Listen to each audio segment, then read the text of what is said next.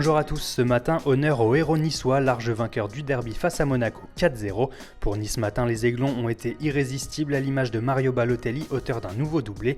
Le paradoxe est saisissant avec la une des voisins Monaco matin qui craignent déjà les conséquences de cette première défaite de la saison pour l'ASM. Et on retiendra également de cette journée de Ligue 1 la nouvelle défaite de l'OM battue sur le fil à Rennes. Le quotidien La Provence n'est pas tendre avec les Phocéens, avec une mention spéciale pour Thomas Subochan. Pour le quotidien, le Slovaque a même frisé la faute professionnelle.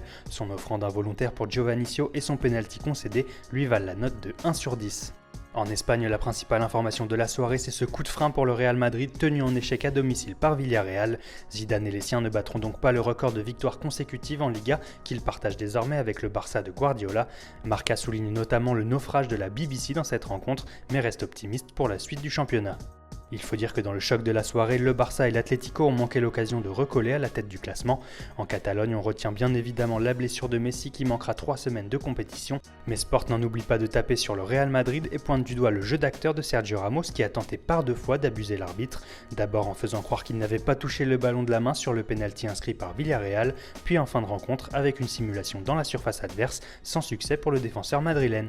En Angleterre, le feuilleton Yaya Touré continue. L'Ivoirien est toujours mis à l'écart par Guardiola qui attend des excuses de son agent après ses déclarations assassines. Et à en croire le Daily Star, le joueur serait furieux contre son représentant Dimitri Selou qui a agi sans son consentement. Mais ce dernier ne compte pas s'arrêter pour autant et en a même remis une couche en déclarant « Quand Yaya a quitté Barcelone pour City, Guardiola lui a dit qu'il allait dans une équipe de merde. Maintenant, Guardiola a rejoint cette même équipe. » Et on termine en Italie où la Juventus a repris sa marche en avant avec une victoire 4-0 face à Cagliari. De nouveau buteur, Gonzalo Higuain fait la une de la Gazzetta dello Sport mais partage l'affiche avec Mauro Icardi, le nouveau roi de la Serie A porté au nu en ce début de saison. Après avoir fait tomber la vieille dame ce week-end, l'Argentin a permis à l'Inter de battre Empoli. Voilà, c'est tout pour aujourd'hui, bonne journée à tous sur Foot Mercato et rendez-vous demain pour un nouveau tour d'horizon de la presse sportive.